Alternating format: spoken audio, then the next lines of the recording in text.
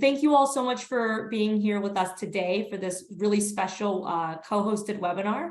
I'm Monica Lee. I use she, her pronouns. I am the Senior Communications Strategist with Western Center on Law and Poverty. And we do a quarterly Meet the Advocates where we talk about an issue of importance to racial justice, to economic justice, to health justice, to housing justice, that span all of our issue areas and all of the things that we know are important to Californians. We will be recording this webinar in both English and Spanish, so that will be shared with everybody after the event. Everybody is muted. We will have a question and answer section at the very end, but you are free to use the chat to share your love, to share questions, and to share anything you need help with during the event. And everything that we share today, including slides and materials, we will share with you after the event via email. So please do look out for those items. And I'm going to hand it to Robert to talk about himself and the organization he works with. Hi, good afternoon, folks. Thank you, Monica, and thank you, Western Center, for collaborating on this. My name is Robert Nunez. I'm Senior Communications Manager with the Latino Coalition for a Healthy California. We are a statewide policy advocacy and programming organization. And actually, I'm here to introduce Pasa La Voz, which is one of our statewide programs.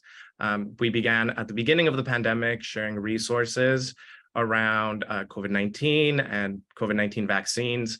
And the program has expanded now. We have a network in our 8 priority health regions with a network of promotores, or community health workers, where they're going out weekly weekly and monthly to host these pláticas or these conversations, either virtually or in person.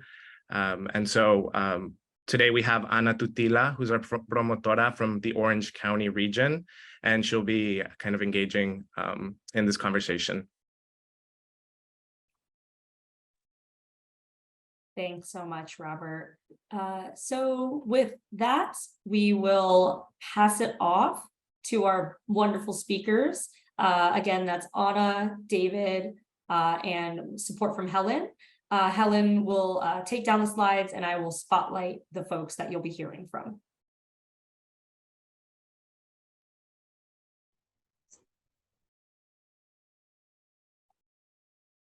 Hi, everybody. Thanks for joining our webinar. I'm David Kane. I'm an attorney here specializing in healthcare at the Western Center on Law and Poverty, and very excited to be in conversation with you all today about the important topic of Medi-Cal renewals.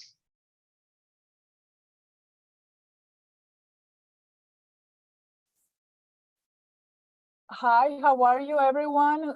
Welcome. Everyone who is here, always with us, Pasa La Voz, and everything that you always see. We will be talking about the renewal of medical, something that is very important in our community. And in order to be able to start this conversation, we are going to ask 4 questions that are very important. These questions are very important and crucial in our community. We are have an interview in between our community, and this is what we came up. The first question, David, what is the renewal of medical, and how this year we feel that this year is a little different than other years? We have been told that the renewals is just to renew it, to just kind of just fill out that information again. But now there was a change that many of us, we do not understand. Could you tell us a little bit about that, David?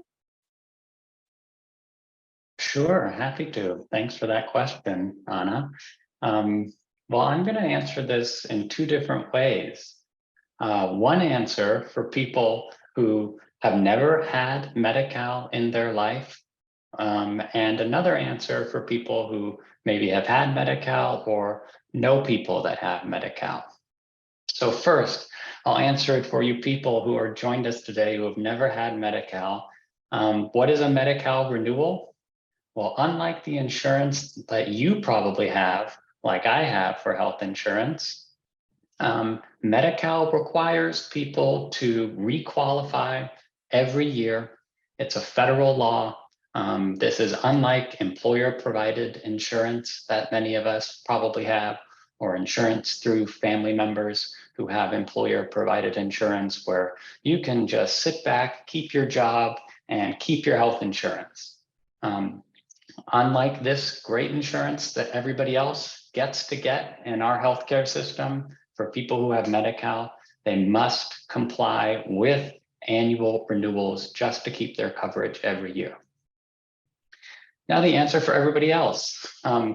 When you have Medi-Cal and you get it, there's a federal law that says that in order to keep access to your doctors and your prescription drugs and everything, you have to requalify every year. You have to prove your income, confirm your household information. It's a lot like an original Medi-Cal application to get on coverage, but it's also different. You don't have to report as many things. Why is it different this year? Because it's been on hold, that whole process of annual renewals for Medi-Cal. It's been on hold for 3 years due to the COVID pandemic. It's different now for so many reasons. Here are some quick ones. There are more people enrolled in Medi-Cal today than have ever been enrolled in Medi-Cal. Over 15 million people in California have Medi-Cal, highest numbers ever.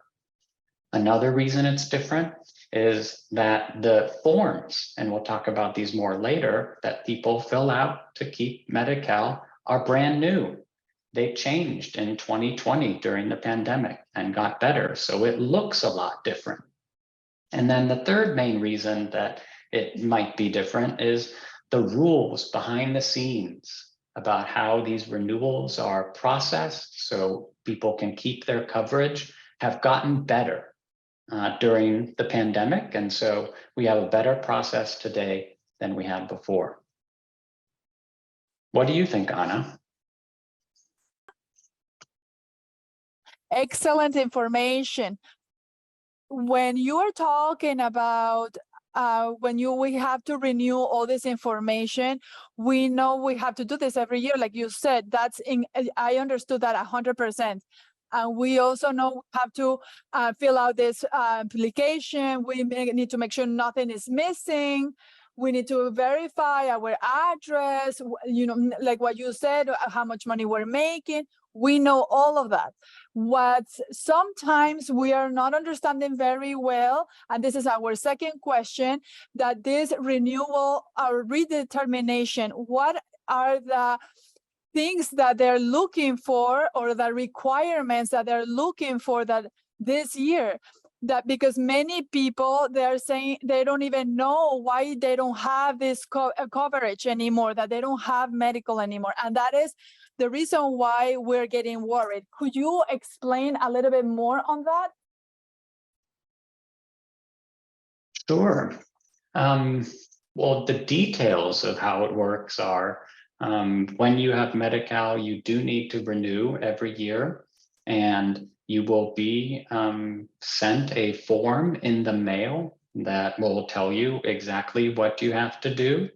And the counties process the renewals, all 58 of our counties, and they look for the information you submit to keep your coverage going on in Medi-Cal. What you turn into the county simply has to show that you are still eligible for Medi-Cal. They are mostly looking at income, because income is often what changes year to year. So they want to see you report your latest income on your renewal form.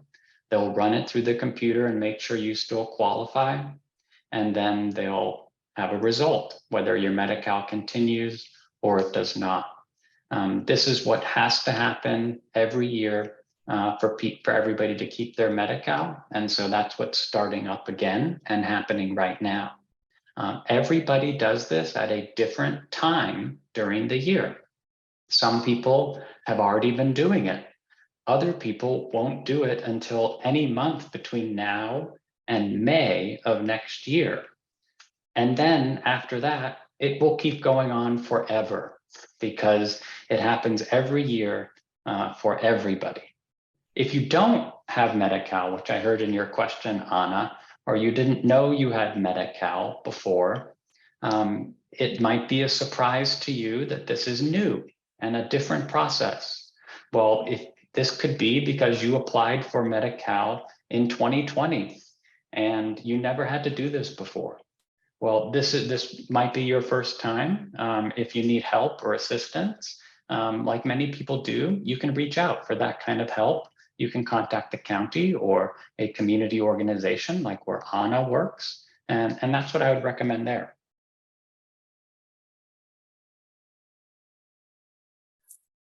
Oh, you said so many really good things. But a question, I think we need to see one more thing, that it's general for everyone, and that if we don't do it, then we are all going to lose it. That if we don't see it or we miss it, then then we can lose it. So for example, like what would it be? Like maybe the money that we make, is that critical? That is generally that's the one thing that really determines whether you qualify for Medi-Cal or you don't for most people. Because if your income goes above the Medi-Cal limit, then yes, Medi-Cal is not for you. Medi-Cal is designed for people who have incomes below a certain level.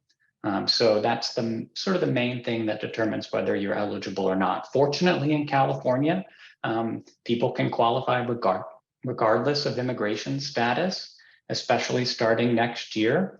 Finally, everybody will be able to qualify regardless of immigration status. So income is turning into really the main thing that determines yes, no, whether you get Medi-Cal.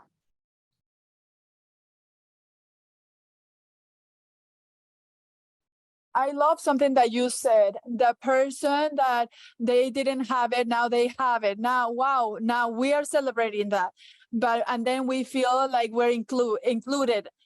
But now, suddenly, now we don't have it. So now we say, and then we realize something, and here it goes, that third question. We have seen in our community that many of our people don't have this access to health anymore.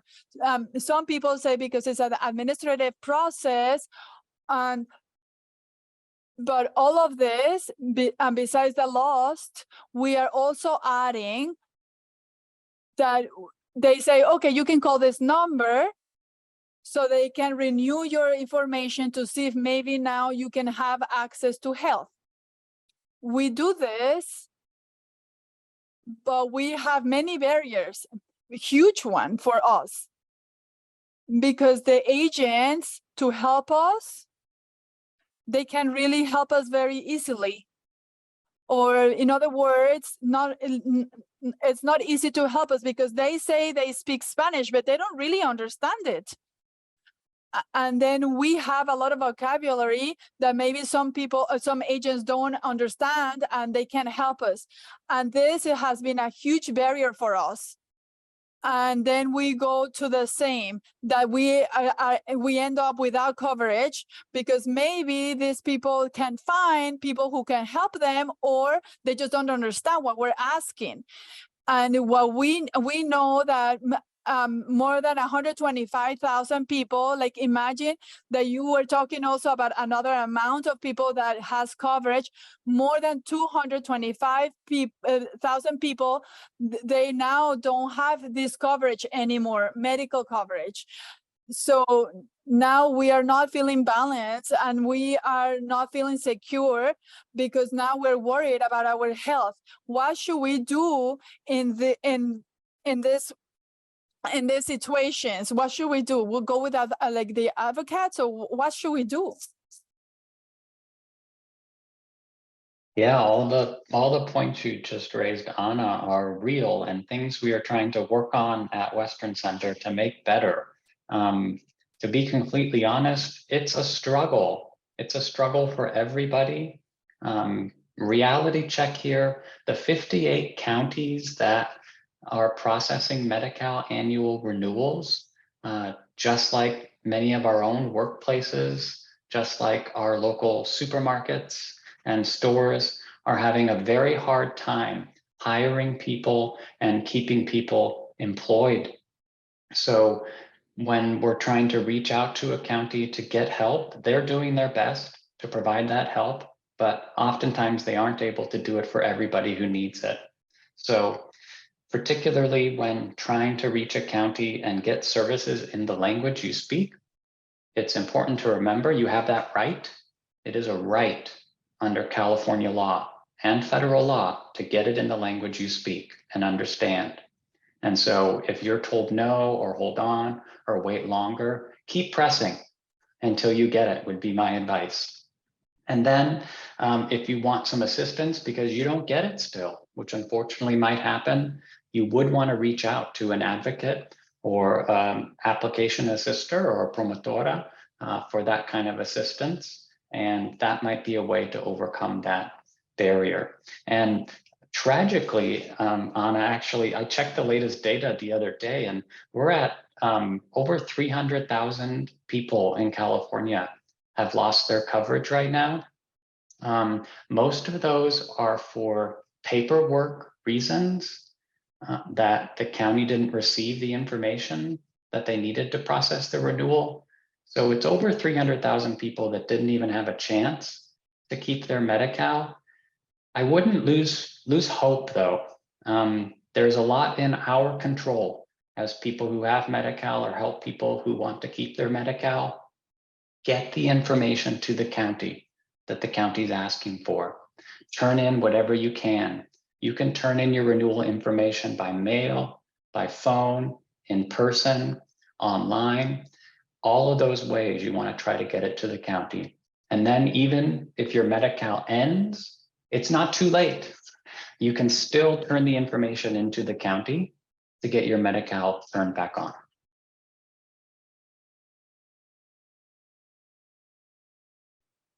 Excellent response.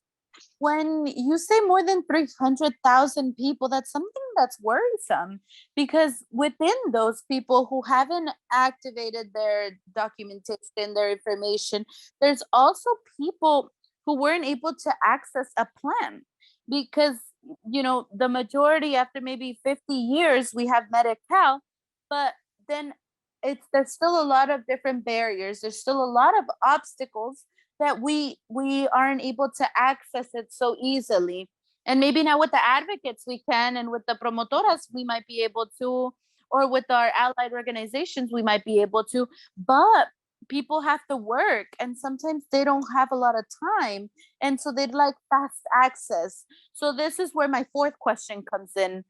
What solutions as advocates, as promotoras, as organizations can we recommend? What can we do to, because some people give up very easily because of time, because of the need that they have to access a healthcare provider, and sometimes they prefer to use an alternative medication.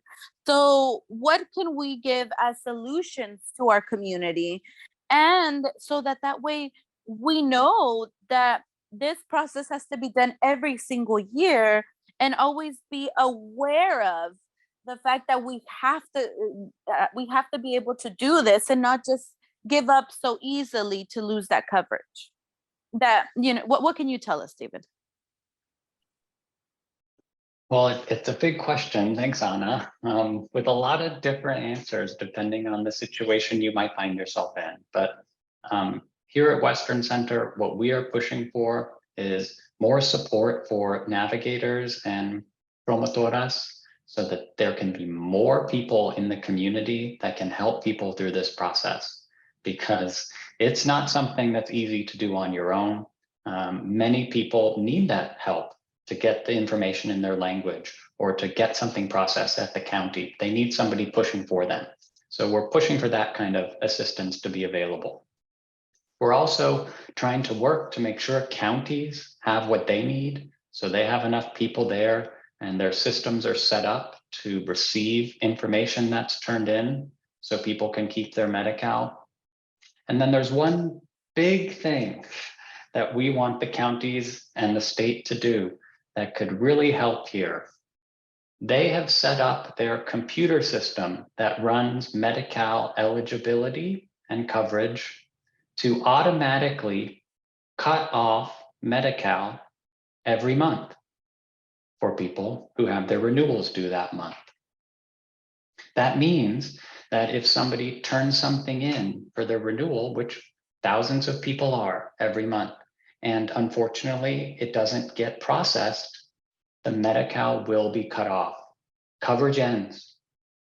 We are asking the state to stop doing this now, because that is the #1 thing that could help more people keep their coverage. It would give us all more time to help people turn in the renewal information so that people could stay covered and keep their Medi-Cal. So we're trying to make that happen.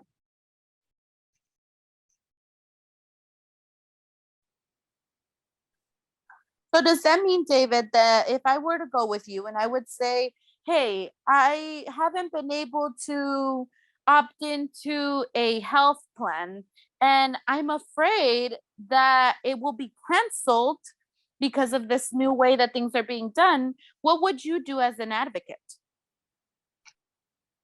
Well, I would think about first making sure that you can keep your Medi-Cal eligibility. When we're talking about the Medi-Cal renewals right now, that means keeping your Medi-Cal on to make sure it doesn't get turned off. So before you even get to your doctor, before you even get to enroll in your Medi-Cal managed care plan, your Medi-Cal needs to be turned on. So this would be step 1. Make sure when you are getting the request for information from the county, oftentimes it's in a yellow envelope, but it might be in an envelope of any color right now. Respond, turn it in, keep your Medi-Cal on. And then when your Medi-Cal stays on, you can work with your managed care plan that you are enrolled in. You will be assigned to a primary care physician, a single doctor whose office will be the gateway to access other services in your managed care plan. If your managed care plan does not provide you with what you need, you have a right to receive what you need and what is medically necessary when you're enrolled in a Medi-Cal health plan. So in that situation, if it has to do with your health plan approving or denying or not making something available, I would suggest reaching out to the Health Consumer Alliance, where advocates can help people file requests to get things approved with their health plans.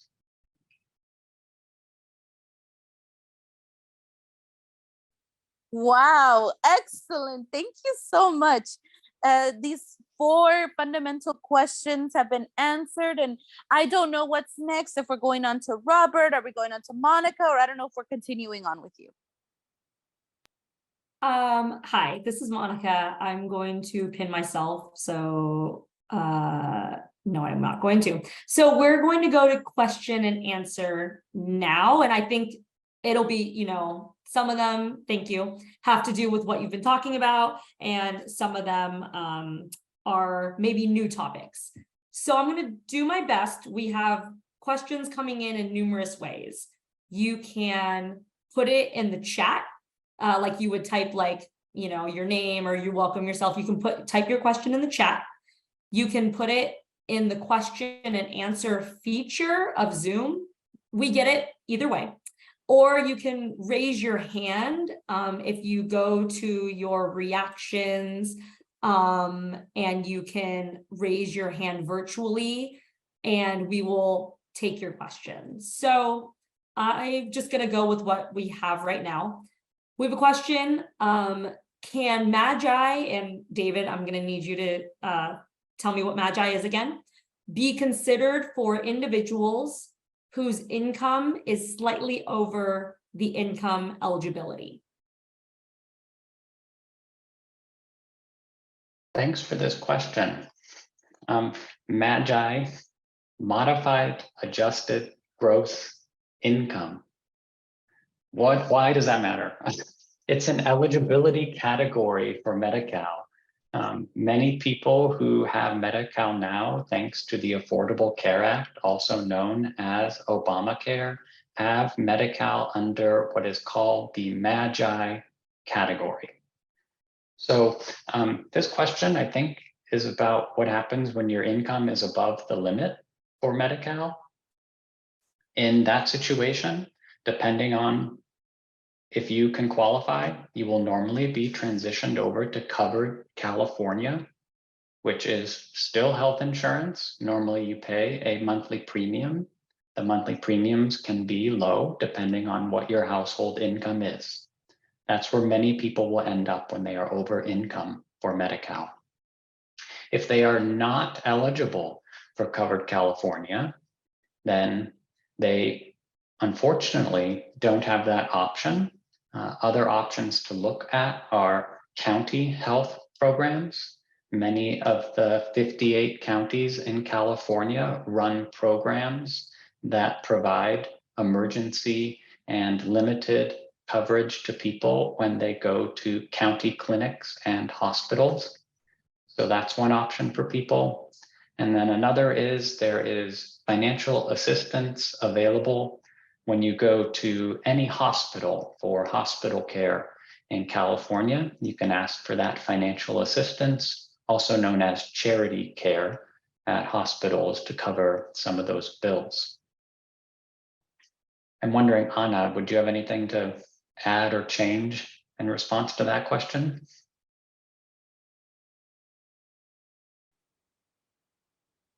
Yes, I love this question because this is also a question that we receive within our community. And what you've just responded, I'm going to take it and I'm just going to go ahead and disperse it in the community because we weren't 100% sure what that name was and how we had to ask for it. So the fact that you said that we have that program within the county and we also have a right to that health or that care, then now we know how to act. So thank you so much for your response and thank you so much for teaching us. You're welcome. Okay, we also have some questions in Spanish, so I want Robert can help read those, or I can do my best. Te van a mandar el paquete o tiene que meterse en el página? Will the package be sent or will you have to go into the website? Oh, the website for Medi-Cal. Thank you. Great question. Maybe it's a good time to talk about how this works for people when your renewal month comes up. So if you have Medi-Cal and you're waiting to see what you should do to renew, a big thing to keep in mind that we haven't talked about yet is some people automatically renew their Medi-Cal. They don't have to do anything. And that's because the state has set up its computer system to automatically verify income, household information, all of that. It's roughly 30 to 40% of everybody with Medi-Cal goes through that process. It's a beautiful thing. When that happens, those people receive a simple letter in the mail in a white envelope saying, congratulations, your Medi-Cal continues for another year. Great for them. That's those people. Everybody else, watch your mail. The county will send you something, a form, likely Medi-Cal renewal form, in a yellow envelope this year and early next year, likely, although it may come in a white envelope. And when that arrives, that is the information that they ask you to complete. You can return it by returning that paper filled out that they sent you, or you can go online to benefitscal.com, create an account there, and complete it there, right in the website. You can also try to reach the county by phone, and they can take all of the renewal information by phone, and you can do a signature with your voice over the phone. And then you can also go to any county office if you know where they are, a Medi-Cal office in your county, and you can bring it in there.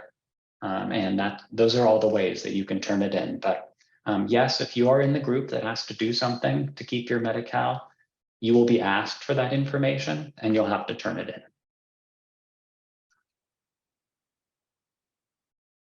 Ana, what do you think? Yes, I love that because a lot of the people in our community have received that says that they have to renew. And so they think that they've already been renewed, but it's telling them that they have to renew. So it has some information that they need, like, for example, the check stubs or their address. So we need to be really cautious with what exactly they want, not just interpreting as like, I read it, and then, you know, I'm recommending you read it at least 3-4 times and then interpret whether they're telling you, yes, you have to renew again because you're missing a couple of data or some information. And then the other thing, as you've said, that it's just automatically renewed. And that would be ideal for everyone, right? So that is super important to know. Yeah, we want as many people to automatically renew. And Anna's totally right that whatever you get in the mail about your Medi-Cal should be read very carefully because it's different depending on what the county needs from you. They might not need anything, but if they do need something, they'll tell you. And that's what you have to turn in to keep your Medi-Cal.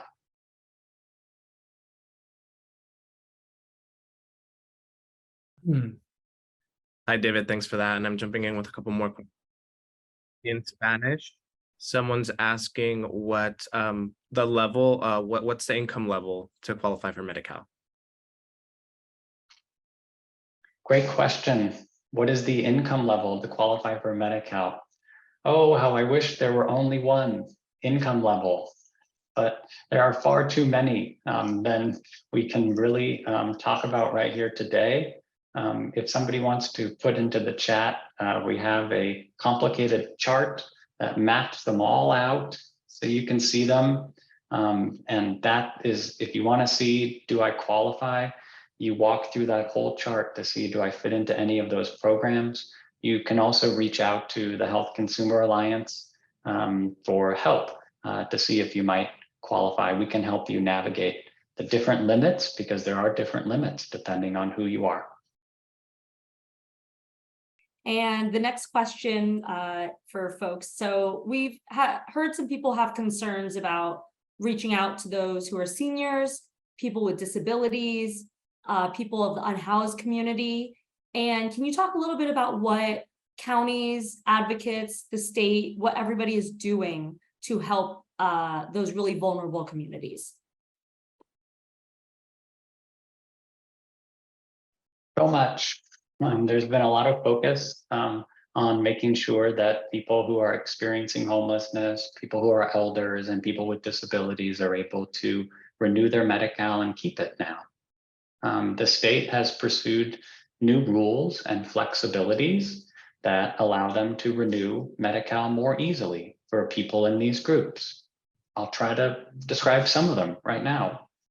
One of them is, if you have stable sources of income, like Social Security retirement, or a pension from your work, or disability benefits that you receive, things that don't change normally, you don't need to prove that during your annual renewal.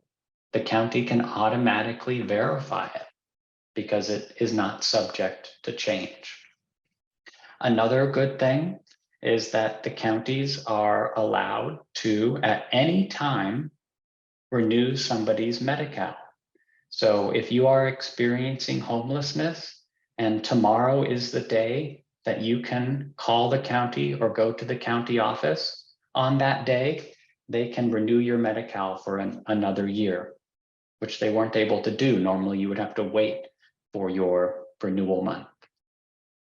Another great thing for people that are in this group is Medi-Cal no longer counts property or assets. Your house, if you own one, if you have more than one car, any bank accounts. Medi-Cal is not counting that anymore. This was a huge win in the legislature a couple of years ago. And right now it's effective for renewals. So you don't have to report your assets or property. And starting January next year, Medi-Cal won't count assets at all, even for new applications or eligibility. I think those are the main ways that the process has changed by the state to improve for people. I think where we still have work to do is to make sure that people who are elders and age 65 and older are treated the same way in the renewal process. Right now, they are not. They do not get to automatically renew as often as everybody else. They have to complete the form more often than people my age, for example. So that's something we're working on to make it easier and better for people to keep their coverage. Anything to add, Ana?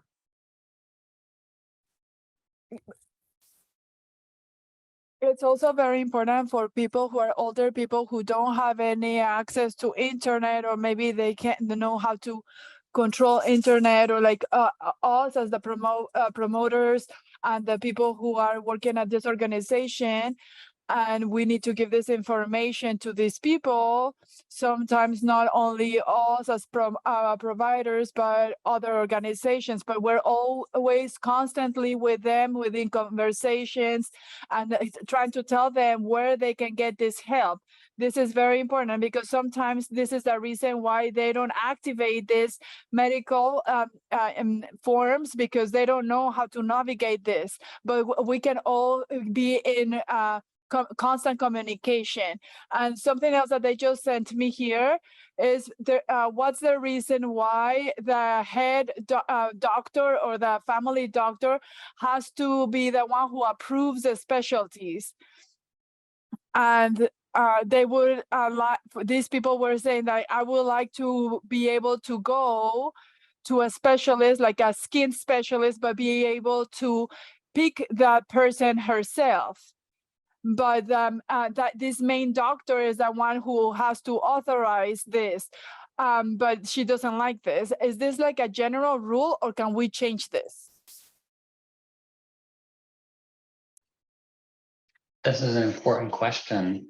I can try to answer it, but I also wanted to extend an invitation to my colleague, Helen, who might be able to answer. It's okay if you can't. Sorry, I've been doing some things on the back end, so if you can take this question, that would be great, David. Will do. Thanks for all your back end work. So when you're in a Medi-Cal managed care plan, generally the health plan, the plan itself, approves and denies services. How you access those services might be different depending on what service you need and what health plan you're in. Sometimes you do need to work through your primary care physician, see them first. They determine whether you move on to specialty care. Sometimes you don't have to do that. So I think the bottom line thing to remember and maybe pursue, if you want to go to a certain specialist and your plan is not making that possible for you, you can reach out to the Health Consumer Alliance. We can help you navigate a process where you can ask for that service. You can file an appeal or a grievance with the health plan so that they can look at approving what you need. Because the Medi-Cal health plan is required to provide all medically necessary care, and we can try to help you get that.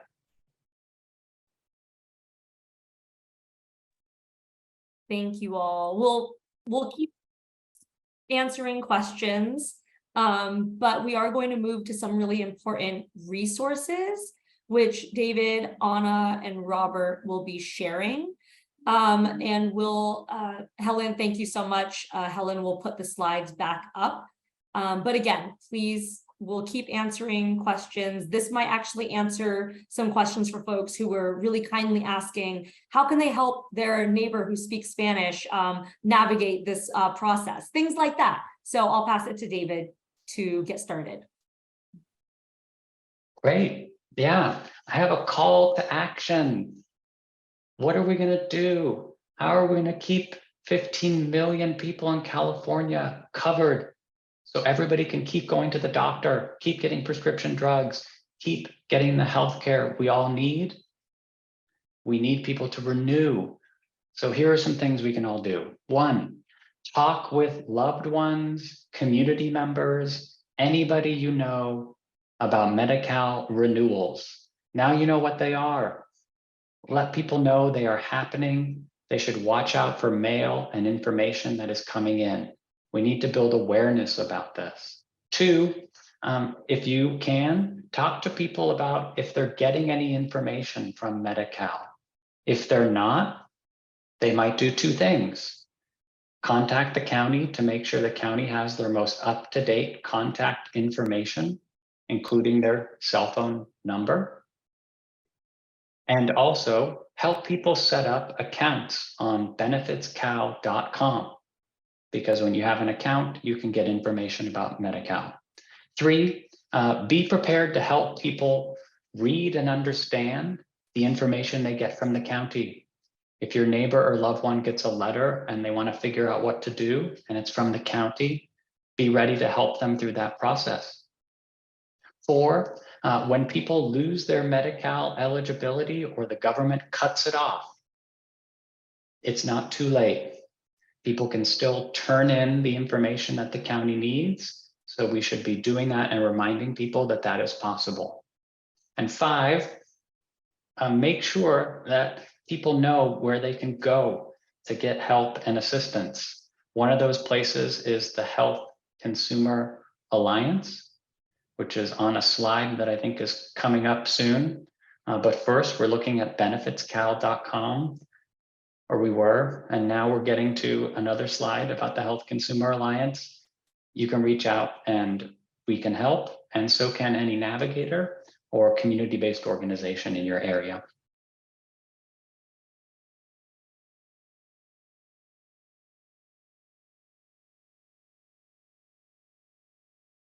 Thank you so much, David. Ana or Robert, whoever would like to go next to share your resources. Sure, I can jump in really quickly. So I think those are some of the missing slides. There we go. Yeah, but basically, that was all really helpful. LCHC, we're trying to do as much as possible to continue to spread information, especially in the Latinx community, just about how much of an impact redetermination is having on renewals. And so as part of that effort, we are releasing a kind of mini hub on our website. You can see the link here, bit.ly/LCHC Medi-Cal 23. And so that's, we're just releasing that. It's going to contain fact sheets, FAQ documents, document checklists for documents that you may need to renew or to start a fresh application. We're also going to have social media content in English and Spanish, a couple of videos that you can download and share on social media as well. So again, all in an effort to really do as much as we can as advocates to share this information to community members. And that's something that's so special about our Pasa La Voz program. Pasa La Voz basically means pass it along or pass your voice, where we're working with promotores who are really have those ties with community to then go and share the information in a way that's super accessible. So as part of that, at the end of every Pasa La Voz, we have our community promotora, in this case, Ana. She'll be sharing a couple of resources as well. There'll be a little, these might not all be Medi-Cal renewal, but other things that are important to keeping the community safe. So I'll pass it over to Ana so she can talk about those a little bit. Thank you, Robert. Well, since now we always started with why we're doing Pasa La Voz, now we're going to do it at the end. We always trying to invite that everything that's happening around us in our world, like the climate change and the water, that we need to make sure that we're not going to be a lot like under the sun, and that we have like sunblock lotions, not to be too much outside under the sun. We have to minimize the use of water. We have to close the water if we're not using the water. If we're going to be washing dishes, only open the water when you are washing it. But when you are actually cleaning them and putting them soap, like close that water so that way we don't waste water. We also have to remember to conserve our water, because it's very important to hydrate ourselves and to survive. The same as we need to take care of our body, we need to take care of our resources. So we don't want to make this too long, so we always have to make sure and remember that every time that you have something that is missing, Los Promotores can always help, and you can always go to the ours website, and you can always search it there, and you can see all our resources, and you can just take a picture with your camera, the name, the addresses, the phone numbers, and whatever you need. Also remember, every third Tuesday we have our meeting with Pasa La Voz at 12 o'clock, so that way you have time to be with us. And we want to thank you. We want to thank you for your support, and because you are always saying that you like Pasa La Voz. Thank you for always being with us, and we try to always bring you very important information. Also, when we send you that video, because we record it, please share it with people who needs this information, because now we see that special guests that from today were incredible, and they gave us really important information. It's something that we really needed. So maybe when we finish giving this information, maybe if the people are asking if you do these services for free. This is the only thing that will be missing. Thank you again. I don't know if we're going back to David or Robert so he can answer that question, but thank you. Hi, it's Monica again. Thank you so much, Ana and David. As Ana mentioned, we are recording this webinar in both English and Spanish, which we will share with everybody. The slides, all the materials in the chat, we will share with everybody as well as we follow up via email and share on social media to make sure that you get this really important information. And really, thank you all so much for spending an hour of your time with both Western Center on Law and Poverty and the Latino Coalition for a Healthy California today. I want to thank, of course, David, Ana, Helen, who were our speakers, Robert, who was from Latino Coalition for a Healthy California as well, Heather, who's on the back end, Cynthia as well, who's typing away and recording this, Helen, who shared materials and her slides as well, and then our two interpreters, Amelia and Gabriella, who you have been hearing this entire time.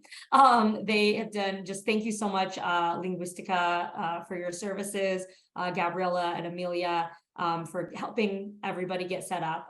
We'd love to do more of these events in multiple languages and really get the word out on Medi-Cal renewals and why it's so important to health and racial equity. We will share people's emails if you do have questions. Again, we are not like direct service providers like Ana, Promotoras, of course, help you all on the ground. We will do our best to help you seek the resources that you need, including following up with the county and other folks as needed. But again, we are not here for legal or health advice. We are simply here to get you information as best we can. But thank you all so much. And I hope you have a wonderful rest of your day. And we look forward to seeing you at our next events, respectively, as our organizations, Western Center on Law and Poverty and Latino Coalition for a Healthy California.